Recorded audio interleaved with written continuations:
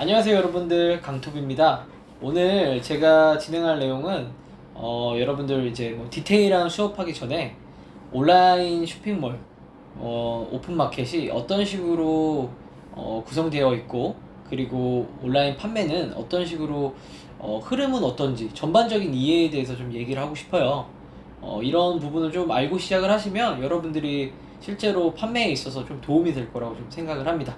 그럼 함께 제가 실제 강의했던 내용을 바탕으로 한번 내용을 보시면서 한번 진행을 하겠습니다. 네, 오늘 강의 내용은 광고 이해와 전체 흐름에 대한 얘기예요. 그리고 두 번째는 스마트 스토어의 이해, 그리고 11번과 쿠팡. 이 마켓들별로 전체적인 전반적인 얘기를 할 거고요. 근데 좀 디테일한 얘기는 제가 다음 강의 시간에 좀 얘기하면 좋을 것 같고, 오늘은 이쪽을 좀 중점적으로 얘기하면 좋을 것 같아요. 전체 흐름. 그러니까 온라인 쇼핑몰은 어떻게 판매가 이루어지고 있고, 어떤 식으로 물건을 소싱해 와서 판매가 되는 그런 과정, 그리고 전반적인 이해, 이런 식으로 진행을 하면 좋을 것 같아요. 단계별 성장에 대해서 좀 더 얘기를 하자면, 자, 초급 판매자. 제가 생각할 때 초급 판매자는 사업을 시작하신 지 1년 미만, 그리고 월 매출 기준으로 1000만원 미만이신 분들을 제가 초급 판매자라고 좀 정의를 내려요. 이제 초급 판매자이신 분들, 그리고 이제 앞으로 판매를 진행하시기 위해서 예비 창업이신 분들은 이 온라인 시장에 대한 교육이 좀 필수입니다. 온라인 마켓은 어떤 식으로 이루어져 있고, 그 다음에는 어떤 식으로 판매가 돼서 소비자들을 직접 만나는지. 두 번째로는 이제 편집 툴. 편집 툴은 사실 어디서 여러분들 교육을 들으면 좋지만 독학하시는 분들도 있고, 기본적으로 여러분들이 썸네일이나 상세 페이지 정도 수정 정도는 하실 줄 알아야 되거든요.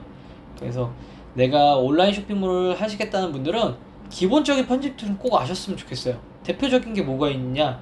포토샵이거든요. 포토샵 정도는 여러분들이 직접 독학을 하셔도 되고, 아니면 학원까지는 아니더라도 동네에 있는 문화센터 이런 데에서도 강좌를 하거든요. 저렴하게. 기본적인 수정만 하시면 돼요. 간단한 수정, 글씨 같은 거 넣는 거, 글씨 같은 거 지우는 거 같은 거 못해가지고 등록 자체를 못하시는 분들을 많이 봤어요. 그러니까 여러분들은 그런 거를 사전에 방지하기 위해선 기본적인 편집 툴 정도는 익숙해지자 라고 제가 초급 판매자들 분들에게 좀 조언을 해드리고 싶어요. 그래서 첫째는 변화하는 온라인 시장의 교육을 꼭 들으실 필요가 있고, 편집 툴은 꼭 여러분들이 스스로 공부를 하셔서 꼭 익숙해지실 필요가 있다고 생각을 합니다.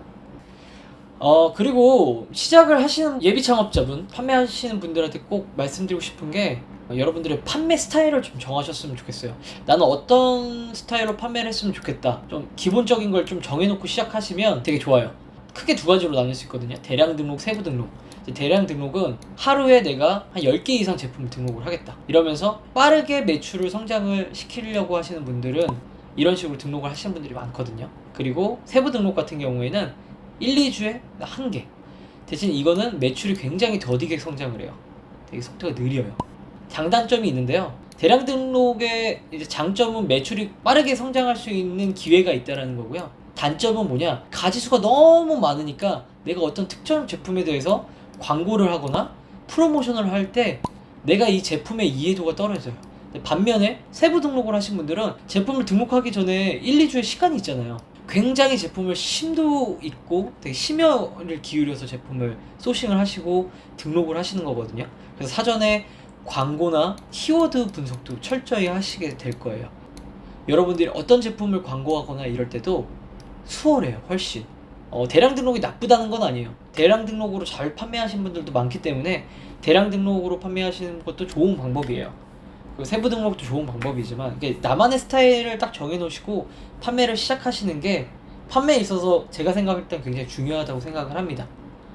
대량 등록은 또 그리고 기본적으로 좀 많이 하시는 게, 위탁 판매하시는 분들이 대량 등록을 많이 해요.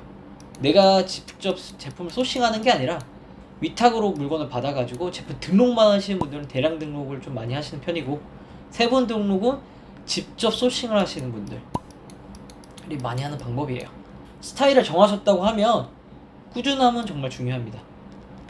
내가 대량 등록을 할 거야, 세부 등록을 할 거야, 하나를 정했다.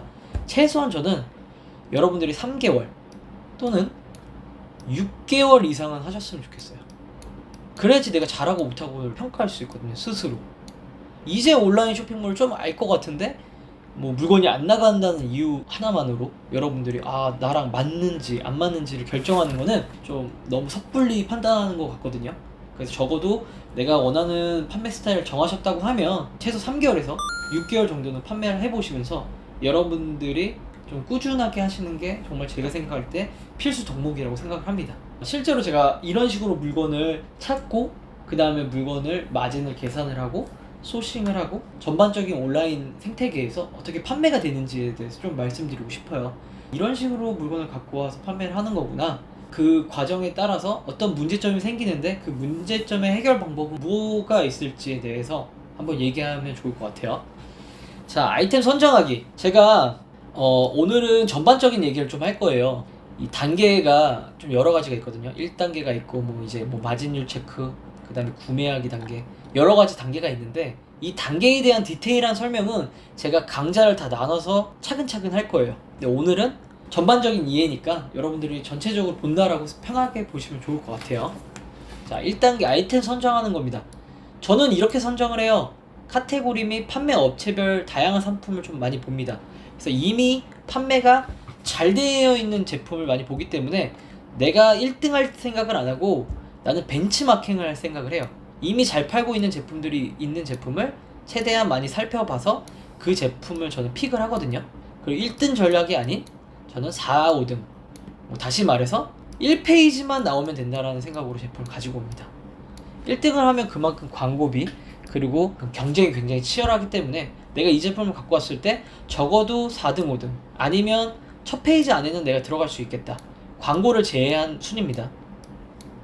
그리고 좀 더 데이터를 심도 있게 얘기한다면 상품 조회수와 판매자 수를 확인을 해서 내가 이 정도 키워드를 사용했을 때 이 정도의 광고비를 사용하면 되겠구나. 그리고 이 정도의 순위 정도엔 들어가야 되겠구나. 라고 정도의 감이 오거든요. 이렇게 데이터를 만드는 이 작업은 제가 또 키워드 정리 시간에 여러분들과 좀 하면 좋을 것 같아요. 아이템을 선정할 때는 특별하게 한 아이템을 선정하지 마시고 이미 잘 판매하고 있는 제품을 보시면서 비교를 하는 거예요. 내가 과연 첫 페이지에 나올 수 있을까? 그러면서 데이터를 확인하면서 확신이 든다. 그리고 판매자 수와 상품 조회수를 보니까 내가 가능성이 있겠어. 이런 생각이 들면 여러분들이 그 다음 단계로 이제 마진율을 체크를 하시면 되거든요.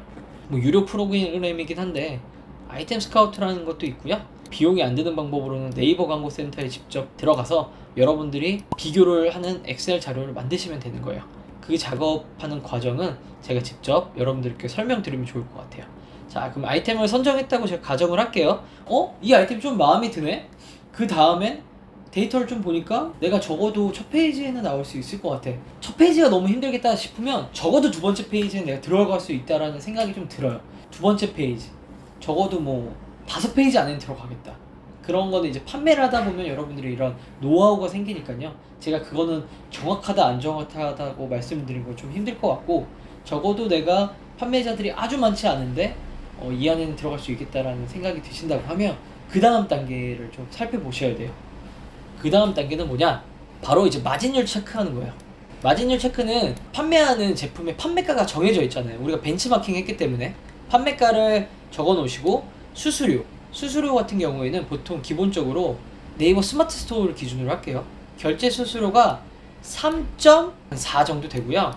네이버 쇼핑, DC 쇼핑 타고 들어온 수수료가 한 2%가 들어와요.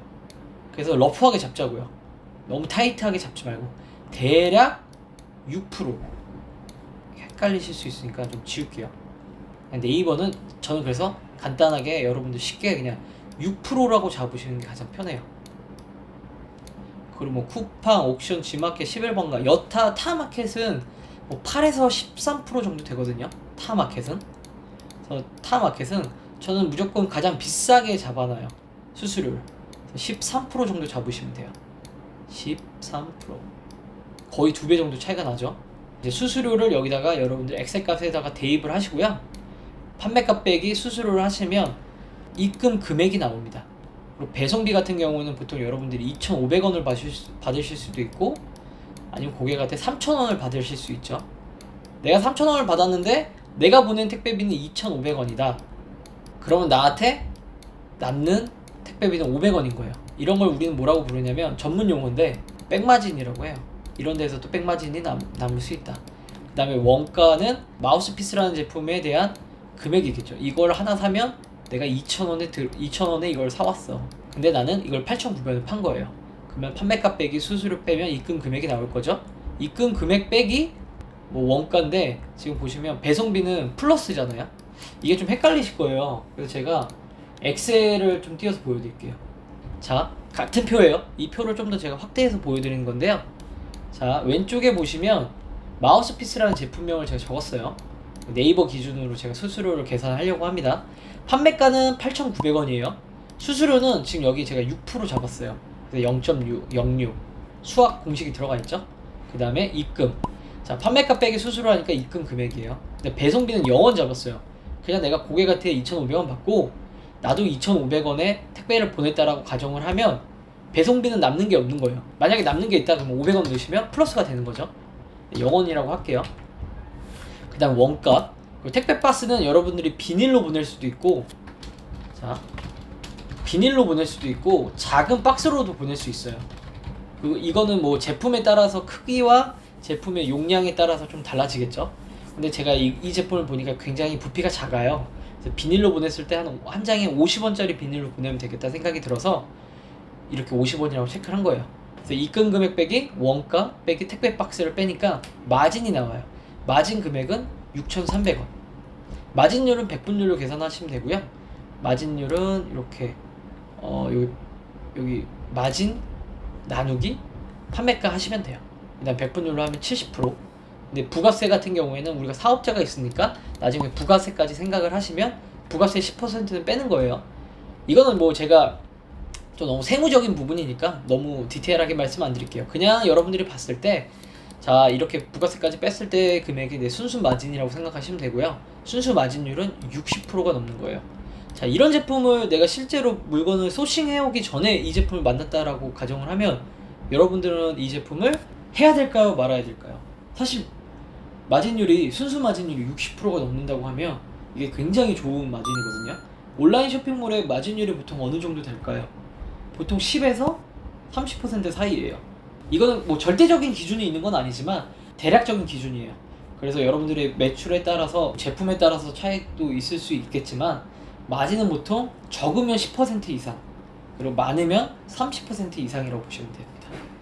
내가 첫 페이지에 나온다라는 생각이 들었는데 마진까지 계산했는데 너무 괜찮아. 그러면 이런 제품은 여러분들이 판매를 한번 해봐야 되겠다라고 고려를 하셔도 좋다는 거죠. 그럼 어디서 사야 될지가 좀 고민이 되잖아요. 근데 어디서 많이 들어보니까 그런 어떤 강의를 보니까 뭐 중국에서 구매를 한다는 얘기는 들어본 것 같아. 바로 중국에서 구매할까? 중국에서 바로 구매하는 것도 방법이에요.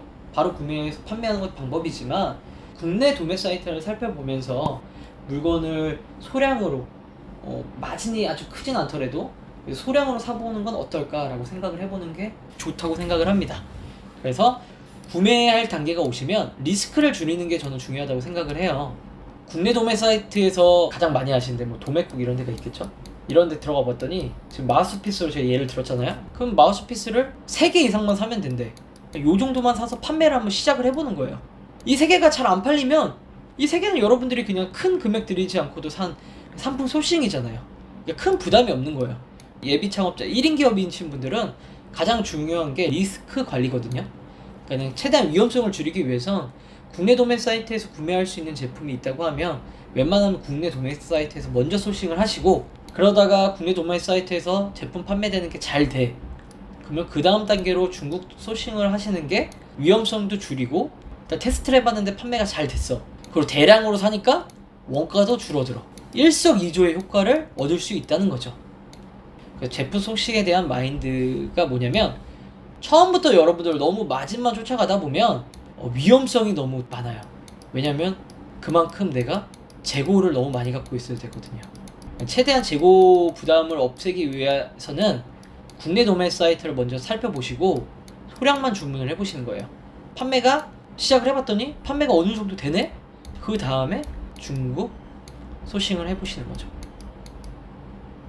근데 찾아봐도 국내 도매 사이트에 판매하는 업체가 없어. 그러면 바로 중국 도매를 하셔야 되겠죠.